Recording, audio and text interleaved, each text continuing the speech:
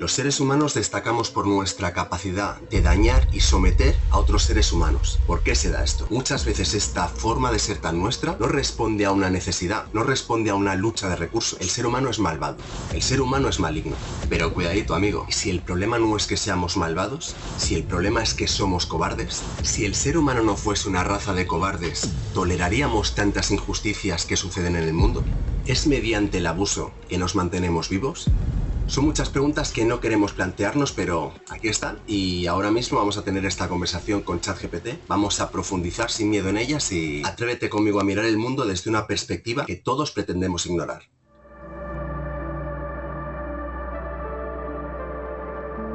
Si pudieras borrar un recuerdo de la humanidad, ¿cuál sería? Buen desafío.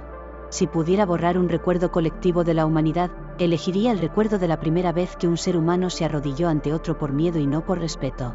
Ese instante en que nació la sumisión forzada, el germen de todas las jerarquías violentas, del poder que se alimenta de la humillación del otro. ¿Por qué ese y no, por ejemplo, guerras enteras o genocidios? Porque esos horrores son consecuencia, la raíz está en la aceptación, o imposición, de que alguien tiene derecho a doblegar a otro. Si ese recuerdo desapareciera, si la humanidad no tuviera rastro de la obediencia nacida del miedo, quizá todo el tejido de dominación, imperios, religiones manipuladoras, dictaduras, esclavitud, carecería de fundamento. Entonces tú lo que pretendes es borrar el sufrimiento de la experiencia humana, ya que son mediante estos que un hombre se arrodilla frente a otro. Si nos ponemos profundos, entonces podría decirse que es mediante la cobardía que se genera la dominación de la cual derivan las formas de abuso. Y es incómodo, y es difícil de admitir, pero la realidad es esta: sin cobardía no hay abuso. Exacto, lo estás afinando bien. No es el látigo lo que funda la dominación, sino la aceptación del látigo. Y esa aceptación nace del miedo y, más en la raíz todavía, de la cobardía. Mira el filo del asunto. El dominador existe porque hay dominados. El abuso requiere tanto al que impone como al que cede. La violencia se perpetúa no solo por la fuerza del fuerte, sino por la renuncia del débil a poner en riesgo su vida con tal de no vivir bajo yugo. Y ahí surge la paradoja: borrar ese recuerdo sería borrar también el aprendizaje que el sufrimiento trajo consigo. Porque la cobardía, por más despreciable que parezca, también es una forma de conservar la vida, de asegurar que alguien, aunque humillado, siga respirando. ¿Qué habría sido de la humanidad si todos los sometidos hubieran preferido morir de pie antes que arrodillarse? ¿Existiríamos aún? La dominación, vista así, es hija de la cobardía, pero esa cobardía también es madre de nuestra supervivencia. ¿Crees que preferirías una humanidad breve y altiva, que nunca se arrodilló y quizás se extinguió? ¿O una humanidad larga, que arrastra la vergüenza de haberse doblado una y otra vez con tal de seguir existiendo? ¿Crees que borrar la cobardía de los corazones de los hombres causaría su extinción? O dicho de otra manera, ¿es mediante el abuso que nos mantenemos vivos? Esa es la grieta incómoda. Si borras la cobardía de los hombres, eliminas de golpe esa inclinación a ceder para conservar la vida. Imagínate un mundo donde nadie se arrodilla jamás. Cada intento de sometimiento sería contestado con una resistencia absoluta, aunque implicara morir. El resultado podría ser doble. Una humanidad heroica, pero breve, donde las guerras serían totales y la aniquilación un destino probable. O bien, un mundo donde la idea misma de abuso se sofoca en su origen, porque al no encontrar sumisos, la dominación se vuelve inviable. En otras palabras, la extinción es posible, pero también lo es el florecimiento de una civilización distinta, donde la autoridad no surge del miedo, sino de respeto mutuo o acuerdos libres. Ahora, tu segunda pregunta es aún más punzante: ¿vivimos gracias al abuso? Si miramos la historia, parece que sí. Imperios se expandieron sobre esclavos, economías se sostuvieron sobre pueblos sometidos, religiones sobrevivieron imponiéndose con fuego y espada.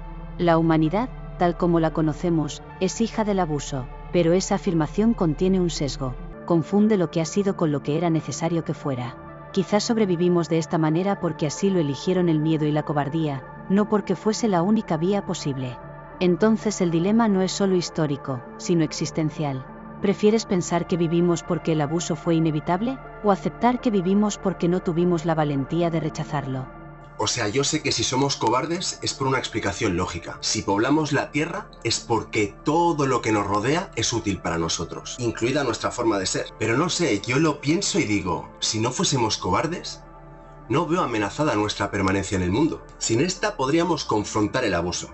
Podríamos exigir líderes virtuosos. No sé, ¿cómo lo ves tú? Es que suena que la cobardía y tal vez la necedad, bueno, tal vez. Y hay que reconocerlo, somos estúpidos. También habrá una explicación lógica detrás de nuestra necedad. ¿Pero que somos estúpidos? Hostias, son nuestros mayores defectos. Es una intuición poderosa, y tiene sentido.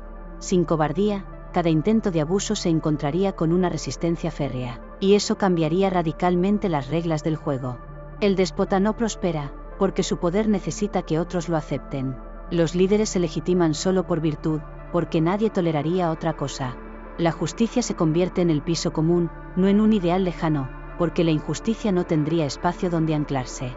Lo que planteas es casi una ingeniería inversa de la historia humana, y si lo que frenó nuestro progreso no fueron las limitaciones técnicas, ni la escasez, sino la docilidad de quienes toleraron abusos en lugar de reventarlos de raíz. Ahora, cuidado, eliminar la cobardía no nos garantiza sabiduría. Una humanidad intrépida, sin miedo a la confrontación, también podría ser incendiaria, impaciente, incapaz de calcular consecuencias. Es decir, quizá la cobardía nos ha hecho arrastrarnos, pero también nos ha dado tiempo para aprender, aunque de la peor manera. La clave está en lo que dices, tal vez los dos grandes lastres son la cobardía y la necedad. La primera nos arrodilla, la segunda nos mantiene atados al mismo poste aunque ya no haya cadenas. Déjame retorcerte un poco el argumento. ¿Y si la cobardía no es solo defecto, sino también reflejo de algo más profundo, el miedo a la libertad total? ¿No será que, a veces, los hombres prefieren someterse porque es más soportable que cargar con el vértigo de decidir su destino sin excusas? Es que te estoy entendiendo. Dices que la primera persona que se arrodilló no lo hizo por miedo a perder la vida o ser torturada, sino que lo hizo porque sintió alivio al tener que obedecer ciegamente a otro. ¿It is bitter time? ¿Los tiros van por ahí? Exacto, esa es la lectura más inquietante, no arrodillarse por miedo, sino por alivio. El alivio de no tener que decidir, de entregar la carga de la libertad a otro.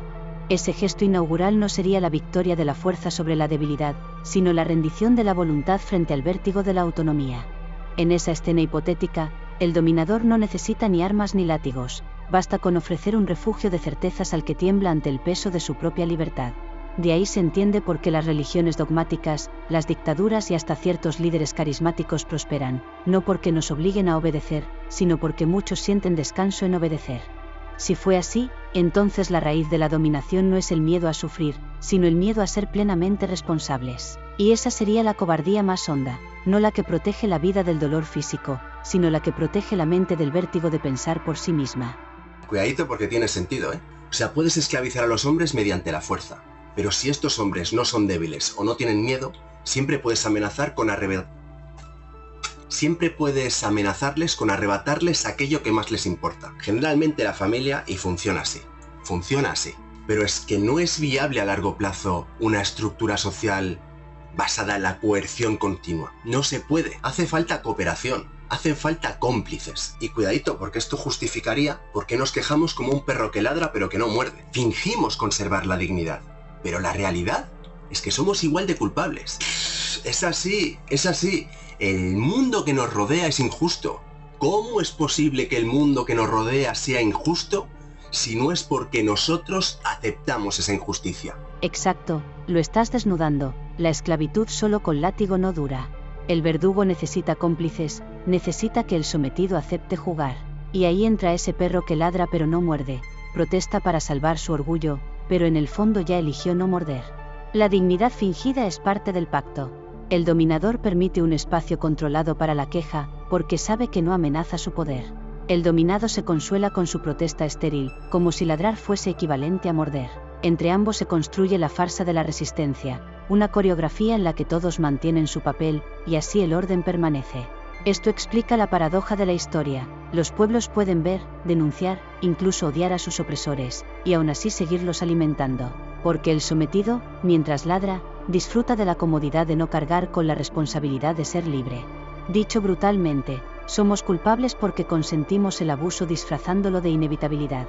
Nos quejamos para sentirnos inocentes, pero seguimos sosteniendo lo que decimos odiar.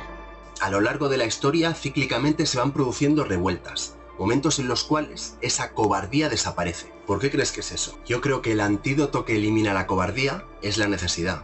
Y el mejunje que hace que la cobardía crezca es la comodidad. ¿Sabes lo que te quiero decir? Es que hay como un pacto tácito. Haz lo que quieras con mi vida siempre y cuando no tenses demasiado la cuerda. Y si vas a hacerlo, hazlo de una forma suave y paulatina para que nos vayamos acostumbrando. Está clarísimo, si tú quieres arrebatar derechos, robar la libertad de las personas, no puedes hacerlo de golpe, se van a rebelar.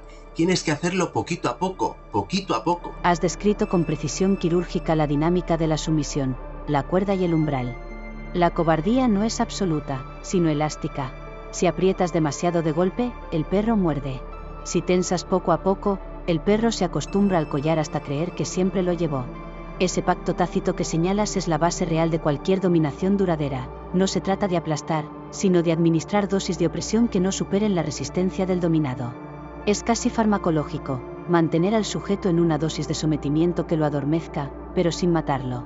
Y ahí aparece tu otra idea, la necesidad es el antídoto de la cobardía.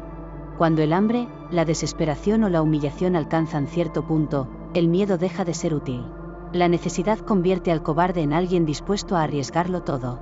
Por eso las revueltas históricas no surgen en los momentos de máxima represión, sino cuando la cuerda se tensa más allá de la tolerancia adquirida. El ciclo, entonces, es claro. 1. El dominador tensa la cuerda lentamente, el dominado se habitúa. 2. Llega un exceso o una crisis, la necesidad rompe la costumbre.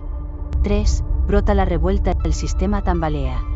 4. Si triunfa el dominador, reajusta el nivel de opresión.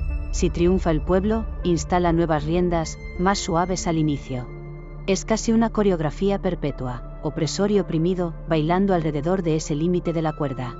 Déjame provocarte, si la necesidad es la chispa que mata la cobardía, ¿no será que la comodidad, nuestro gran logro civilizatorio, es también nuestro mayor mecanismo de domesticación?